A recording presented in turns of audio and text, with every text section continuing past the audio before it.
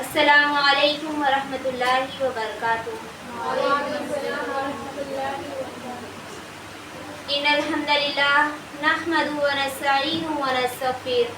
ونعوذ باللہ من شرور انفسنا ومن سیئات اعمالنا من يهد الله فلا مضل له ومن يضلل فلا هادي له اشهد ان لا الہ الا اللہ واشهد ان محمدا عبده ورسوله اما بعد۔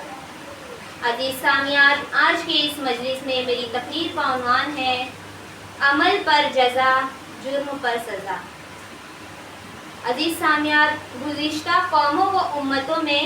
بنی اسرائیل وہ قوم تھی جسے اللہ نے اپنے اولو العزم پیغمبر حضرت موسیٰ علیہ السلام کے ذریعے ان کو فرعون کے ظلم و ستم سے نجات دی، ان کے لیے سمندر چاک کر کے راستہ بنایا، ان پر من سلوا کا نزول کیا، ان کی ہر گناہ و معصیت کے بعد ان کی چھوٹی سی توبہ اور استغفار پر انہیں معاف کرتا رہا۔ عرض یہ کہ یہ قوم اس وقت روئے زمین پر اللہ کی سب سے محبوب ترین قوم تھی،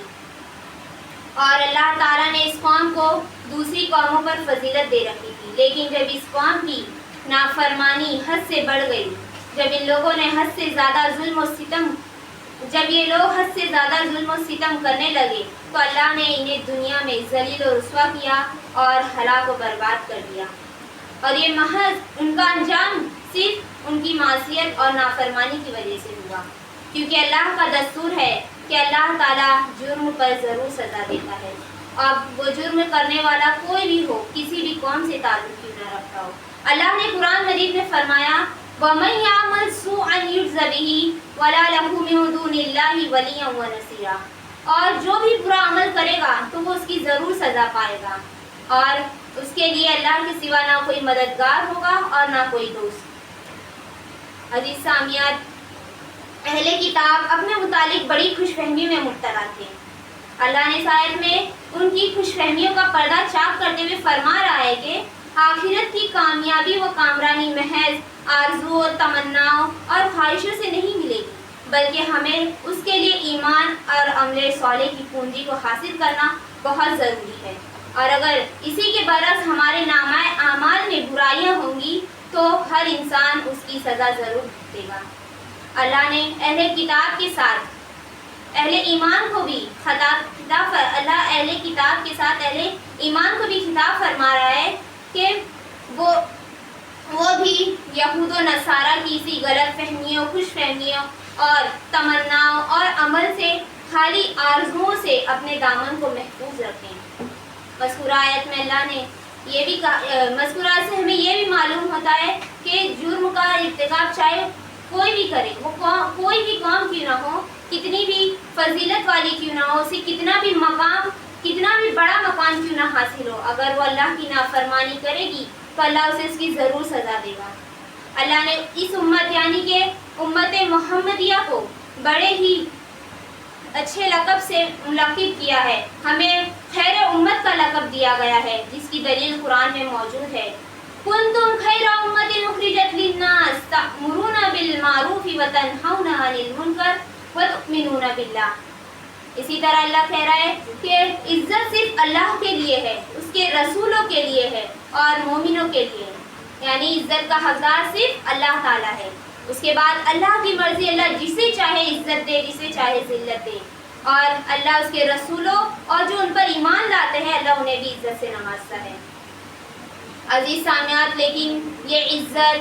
دنیا میں، یہ عزت اور قوموں کی قیادت، سرداری مومنوں کو اسی وقت حاصل ہوگی جب وہ دعوی ایمان کے ساتھ اپنے اندر ایمان کے تقاضے کو پیدا کر کے کچھ بنیادی شرطیں بھی پیدا کریں۔ اللہ نے ہمارے لیے شرط رکھ دی ہے کہ ہم اسی وقت کامیاب ہوں گے جب ہم یہ دعویٰ کریں کہ ہم مومن ہیں، تو ہمیں اس پر عمل بھی کرنا ہوگا، اللہ کے ہر احکام کو ماننا ہوگا، اللہ نے ہمارے لیے جن چیزوں کو حرام کیا ہے ہمیں اس سے دور رہنا ہوگا، اور دوسری شرط یہ ہے کہ ہم خالص طور پر اللہ کی عبادت کریں، اسی کی بندگی کریں اور اس کے ساتھ کسی کو بھی شریک نہ کریں۔ اس کے بعد عزت و کامرانی کی تیسری شرط یہ ہے کہ ہم اللہ کے دین کی حفاظت کریں، اس کی دعوت دیں، جب مومن اللہ کے دین کی حفاظت کریں گے، اس کی دعوت دیں گے، تو اللہ تعالیٰ ہمیں کافروں پر غلبہ دے گا اور ہمیں فتح و کامرانی سے ہمکنار کرے گا۔ اگر ہمارے اندر یہ تمام شرطیں پائی جائیں، ہم اس پر عمل کریں گے تو ہم خود بخود کامیابی کی طرف بڑھتے چلے جائیں گے، اور ساتھ ساتھ موجودہ زمانے سے متعلق علم و فنون، ہر قسم کے علم و فنون کو بھی حاصل کریں گے۔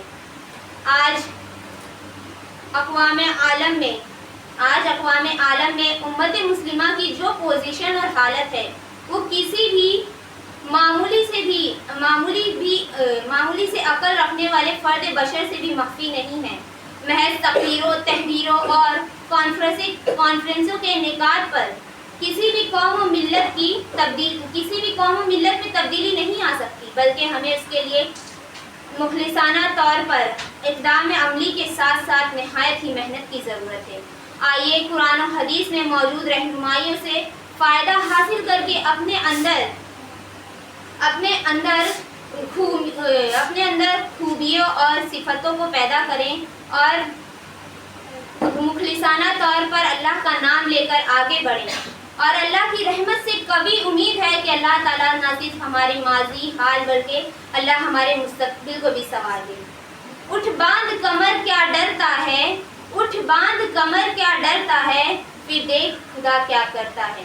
آخر میں اللہ تعالیٰ سے دعا ہے کہ اللہ تعالیٰ ہمیں ہر چھوٹی سے بڑی نیکی کرنے کی توفیق عطا فرمائے اور ہر گناہوں سے بچنے کی توفیق عطا فرمائے۔ آمین ثم آمین، وآخر دعوانا الحمدللہ رب العالمین۔ السلام علیکم ورحمۃ اللہ وبرکاتہ۔